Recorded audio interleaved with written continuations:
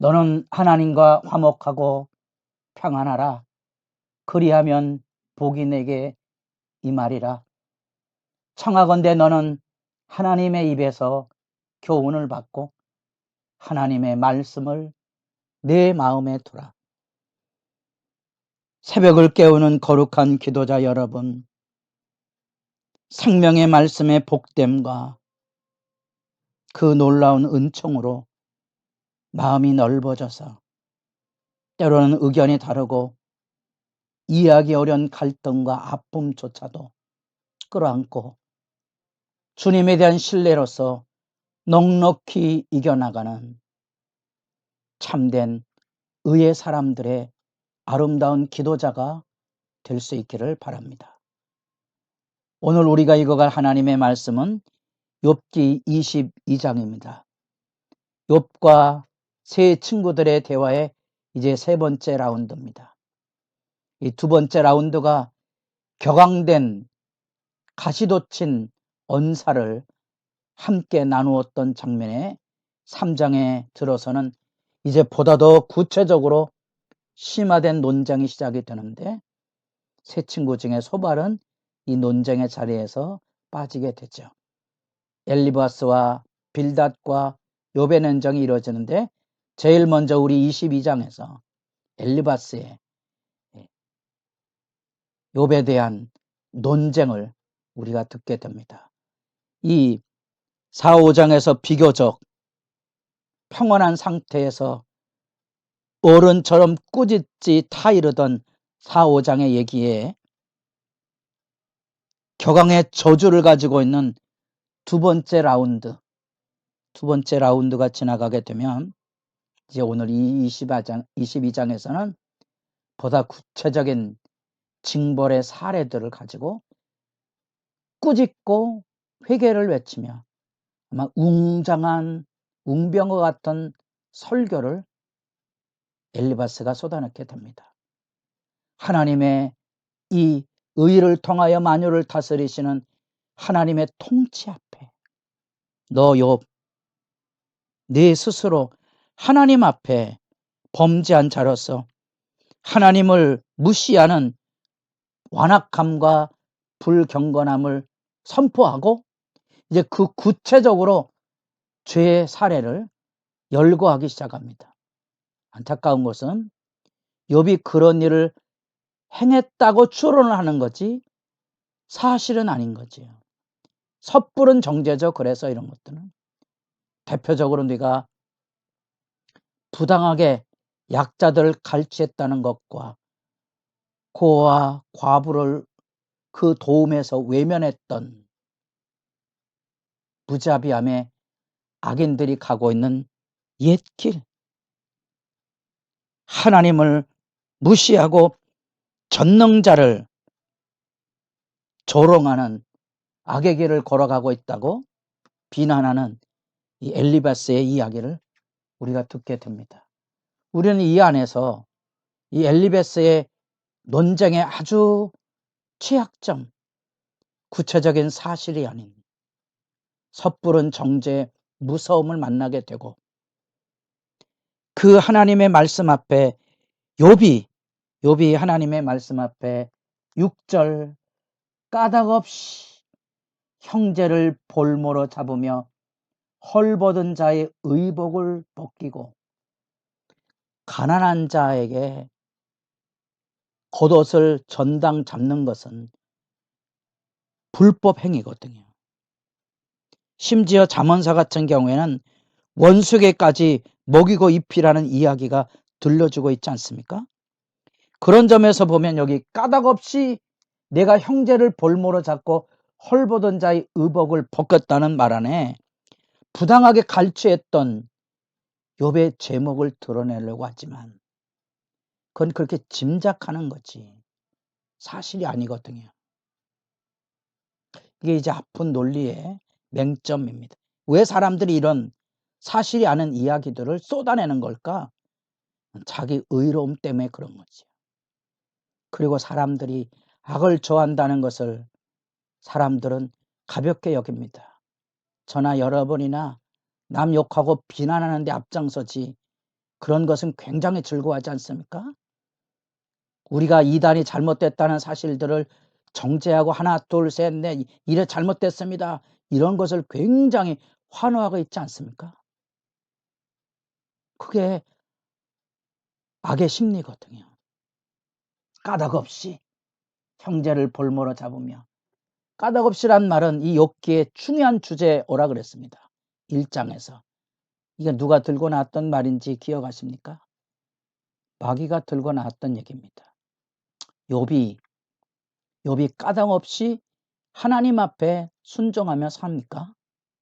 하나님 복 주시니까 그런 거지. 한번 거덜내 보십시오. 욕하고 죽을 겁니다. 그 까닭없이 무섭지 않습니까? 악의 목소리인 거지요.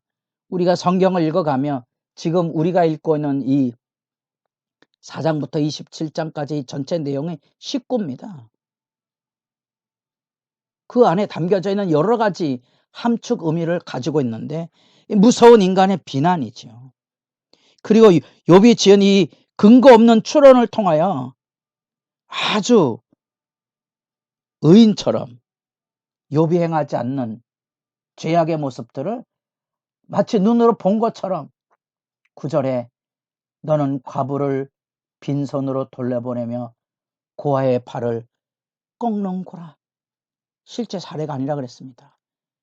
자기 자녀들이 잔치를 할 때 혹이라도 범죄했을까 봐 과잉 영려증을 할 정도의 마음의 유약함을 가지고 있는 욥이 과부를 빈손으로 돌려보냈겠습니까? 고아의 팔을 꺾어 부서뜨리겠습니까? 돈 갚지 않는다고? 물건을 훔쳐갔다고 징벌을 하겠습니까? 이런 것들이 억측이지요. 우린 주로 억측을 가지고 논쟁을 일삼습니다. 악의적인 횡포지요. 진실이냐를 물으셔야 돼요. 사실인가를 전후 관계를 분별하셔야 돼요. 요즘 사회 문제가 되고는 가짜뉴스인지 아닌지는 정확한 정보를 가지고 분별하셔야 됩니다. 이런 작업이 진실을 향한 믿음의 열심입니다. 그리고 21절 너무나 은혜스러운 설교를 합니다. 너는 하나님과 화목하고 평안하라. 그리하면 복이 내게 임하리라. 분명한 회개 요청을 합니다. 청하건대 너는 하나님의 입에서 교훈을 받고 하나님의 말씀을 내 마음에 두라. 내가 만일 전능자에게로 돌아가면 내가 지음을 받을 것이며 또 내 장막에서 불의를 멀리하리라. 이렇게 하나님께서 내가 회개하면 복에 복을 더하여 줄 것을 이해하고 하고 있는데 29절 사람들이 너를 낮추거든 너는 교만해내고 말하라. 하나님은 겸손한 자를 구원하시리라. 우리가 이렇게 점잖게 얘기하면 좀 알아듣고 내가 교만했노라고 무릎 꿇을 줄 알아라는 거죠. 아마 요 부분만 가지고 설교하면 아마 이보다 더 아름다운 설교는 없을 것입니다. 하나님과 화목하고 회개하고 말씀을 마음에 새겨서 하나님께 기도하면 하나님께서 내게 좋은 것으로 갚아주실 것이라. 소중한 것으로 너를 복저 채워주실 것이라고 설교를 합니다. 우리는 이 사실 안에서 너무나 우리 흔히 넘겨짚는다 그랬죠. 근거가 없는 추론을 가지고 섣부르게 정죄하고 욕하고 비난합니다. 그래서 우리 사회에 이런 토론하면 싸우는 건 줄 알았는데 토론은 진리를 향하여 가는 진실을 향하여 가는 과정일 뿐입니다. 진리와 진실을 향하지 않는 것들은 전부 악행들입니다. 의로운 거 아닙니다. 한 번쯤 멈춰서서 이런 진리와 진실에 대한 열망이 우리에게 있는지를 살펴야 되고요. 이 무서운 논쟁을 지금 우리가 읽어가고 있습니다. 전능한 하나님을 우습게 알고 있는 만행을 열거하고 있는 이 엘리바스의 입장은 마치 자기는 하나님처럼 내 죄를 내가 알렸다고 욥을 무릎 꿇게 하는 아주 냉혹한 근거 없는 정죄. 너는 내 꼴이 지금 하나님의 심판을 자초하고 있으니 좀 말하면 교만한 내라고 좀 낮추는 자가 되고 하나님 앞에 회개하여 정직함으로 하나님의 복을 회복하라는 이 이야기. 이 훌륭한 설교 속에 배어있는 무자비한 악의 논리. 우리가 조심하지 않으면 너무나 섣부르게 이런 정죄의 논리에 우리의 무자비함이 폭로될 때가 있는 겁니다. 마치 해일이 일어나서 쓰나미가 수많은 사람들을 덮은 슬픈 사건 앞에 하나님을 믿지 않는 우상단지 섬기던 이들에게 대한 하나님의 징벌이라는 외침은 얼마나 시원한 얘기입니까마는 그 안에 무자비한 악의 논리가 있는 거죠. 우리가 조심하지 않으면 이 훌륭한 설교서가 배어있는 무자비한 악의 논리에 길들여질 수 있다는 사실입니다. 자기들 죄 때문에 저주를 받은 것이라는 이 악담, 우리가 항상 경계하고 조심해야 될 하나님의 의를 향한 지혜입니다. 세상 악다구니에 우리 믿음의 진리와 믿음의 진실을 잃어버리지 않도록 자기를 가꾸고 돌아보는 일에 진지해야 될 줄로 믿습니다. 여러분의 기도가 힘있기를 바랍니다.